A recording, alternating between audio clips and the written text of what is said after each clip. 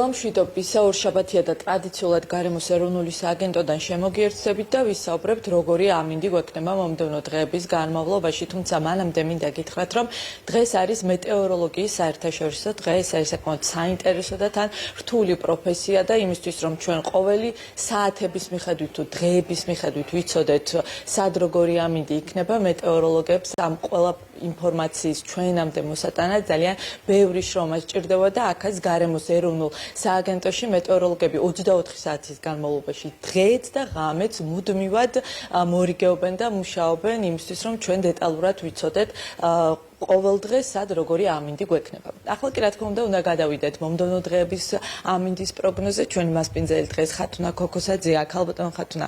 დღეს დილიდან გვაქვს წვიმიანი დღე, როდემდე გაგრძელდება წვიმა? მოდით დავიწყოთ აღმოსავლეთ საქართველოში და თბილისით. როდემდე გაგრძელდება წვიმიანი დღეები? მოგესალმებით.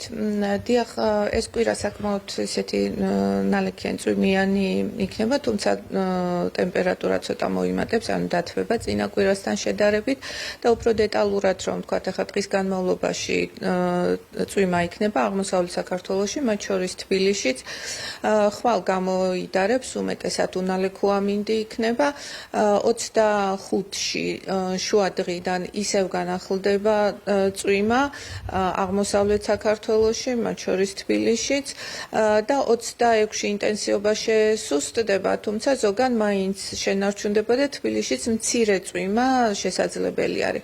27-ში ისევ წვიმა გვექნება უმეტეს რაიონში და 28-ში და 29-ში გამოიდარებს და ტემპერატურაც მკვეთრად მოიმატებს, დაახლოებით 18-20 გრადუსამდე მიაღწევს.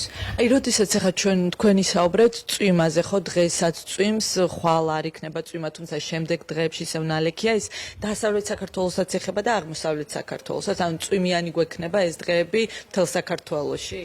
დიახ, ძირითადად დასავლეთ საქართველოშიც დაახლოებით ასე იქნება, იქ დღეს წვიმა არის და ხვალ იქაც გამოიდარებს. 25-ში ისევ წვიმა იქნება, 26-ში უმეტესად უნალექო ამინდი იქნება, თქვათ აღმოსავლეთისგან განსხვავებით აღმოსავლეთში ზოგან, როგორც ვთქვით, წვიმა იქნება და დასავლეთ საქართველოში უმეტესად უნალექო ამინდი იქნება და 27-ში იქაც უმეტეს რაიონში წვიმა იქნება და 28-29-ში იქაც უნალექო ამინდი იქნება და იქითაც საკმაოდ მოიმატებს ტემპერატურა დაახლოებით 25-26, ზოგან შესაძლებელია 27 გრადუსამდეც ავიდეს ჰაერის ტემპერატურა. აი, რაც შეეხება ამ კვირის განმავლობაში თუ გვექნება თოვლიანი დღეები, მთაში, მაღალ მთაში თუ მოთოვს?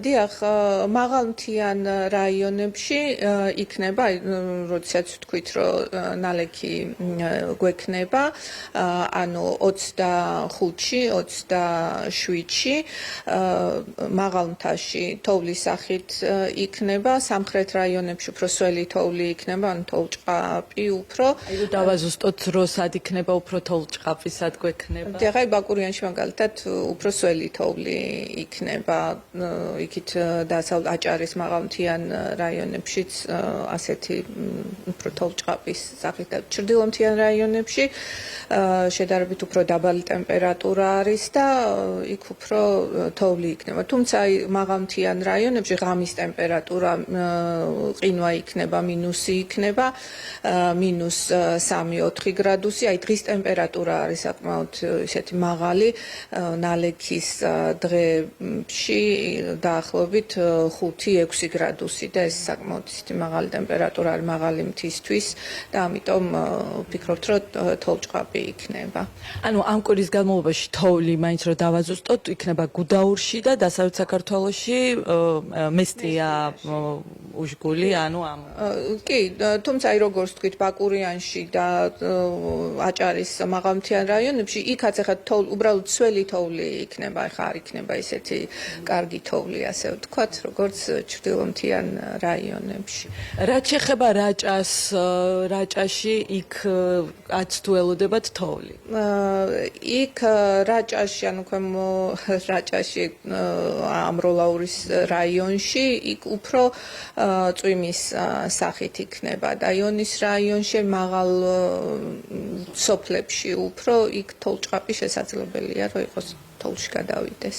ანუ ამ კვირის განმავლობაში გავიგეთ უკვე რომ ძირითადად ნალექიანი დღეები გვექნება დაბლობში, ბარში, წვიმის სახით და მთაში, მაღალ მთაში თოვლი უფრო, თუმცა ქარიანი დღეები თუ გვექნება აი ამ მიმდინარე ერთი კვირის განმავლობაში, ქარსაც თუ უნდა ველოდოთ.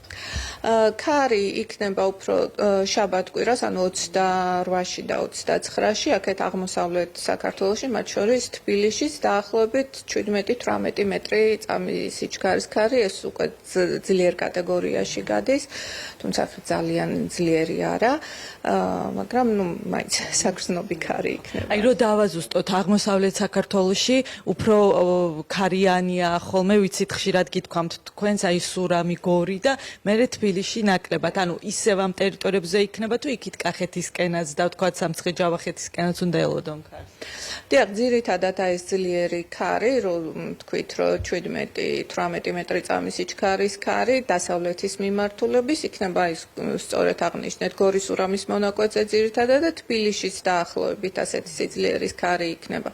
იქით კახეთისკენ შედარებით უფრო ნაკლები, თუმცა 14-15 მეტრი წამის სიჩქარის ქარი იქაც იქნება და მაღალმთიან რეგიონებშიც იქნება ქარი დაახლოებით აი ესე 15 მეტრი წამამდე.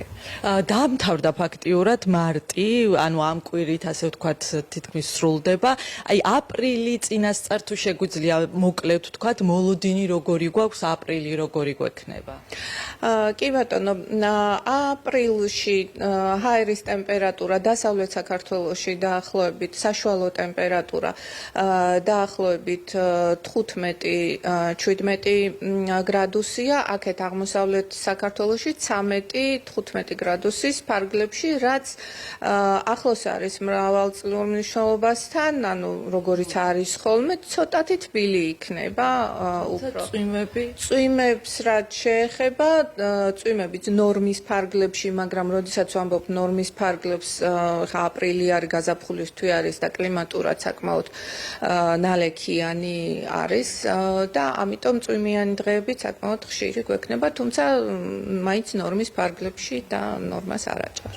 კარგი, ჩვენ აპრილზე რა თქმა უნდა ყოველ ორ შაბათს კვლავ დეტალურად ისე ვისაუბრებთ, როდის როგორი ამინდი გვექნება. ძალიან დიდი მადლობა. ხათუნა ქოქოსაძე საუბრობდა პირდაპირ ეთერში, რაც შეეხება მიმდინარე კვირას. კიდევ ერთხელ რომ შევაჯამოთ, ამ კვირის განმავლობაში ძირითადად ნალექიანი დღეები გვექნება, 25 იქნება უნალექო დღე და ასევე შაბათ-კვირასაც წვიმები არ გვექნება, თუმცა აღმოსავლეთ საქართველოში ქარს უნდა ველოდოთ. ასეთი არის მიმდინარე კვირის დეტალური ამინდის პროგნოზი. მე დაგემშვიდობებით წარმატებულ დღეს, წარმატებულ კვირას გისურვებთ.